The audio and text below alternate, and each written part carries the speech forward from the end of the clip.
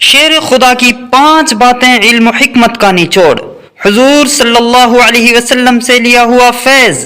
وہ 5 باتیں حضور صلی اللہ علیہ وسلم کی امت کو بانٹتے ہیں، اپنے سے محبت کرنے والوں کو عطا کرتے ہیں۔ حضرت مولا علی شیر خدا فرمانے لگے 5 باتیں یہ ہیں، تم اونٹوں پر بیٹھ کر نکلو گے، تم تھک جاؤ گے، لیکن یہ باتیں تمہیں کہیں نہیں ملیں گی۔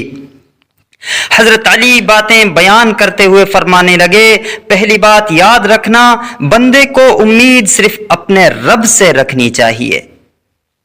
جیت جاؤ گے دوستو دنیا میں اگر یہ بات آ گئی، بچ جاؤ گے، دل ٹھنڈا رہے گا، بے قراریاں، بے چینیاں، پریشانیاں جان چھوڑ جائیں گی۔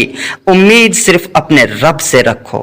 حضرت مولا علی شیر خدا رضی اللہ عنہ فرماتے ہیں، دوسری بات یہ ہے کہ اپنے گناہوں سے ڈرا کرو۔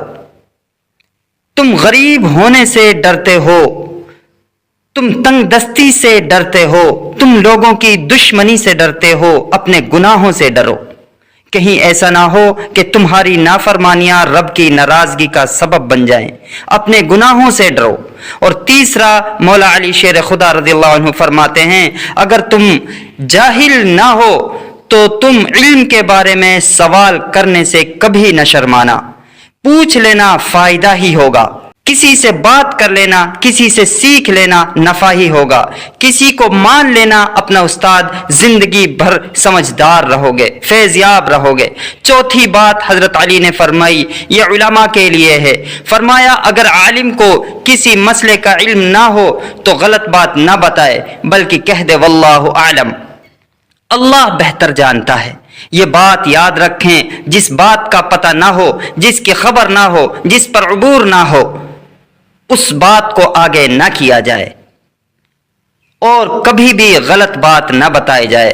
حضرت علی ہمیں یہ سبق دیتے ہیں۔ اور 5ویں بات حضرت علی شیر خدا ارشاد فرمانے لگے، یاد رکھنا ایمان میں صبر کی وہی حیثیت ہے جو جسم میں سر کی حیثیت ہے۔ اپنی زندگی صبر کے ساتھ گزارنا، زندگی میں کبھی بے صبری نہ کرنا، حوصلہ نہ چھوڑنا، صبر بزدلی نہیں، صبر تو اچھی تدبیر کو کہتے ہیں، صبر تو رب کریم کے فیصلے کے انتظار کو کہتے ہیں، صبر تو اللہ کی مدد کے نزول کے انتظار کو کہتے ہیں۔ فرمایا جو تمہارے جسم میں سر کا مقام ہے وہی ایمان میں صبر کا مقام ہے۔ یہ مولا علی شیر خدا کی 5 باتیں ہیں۔ جزاک اللہ خیر۔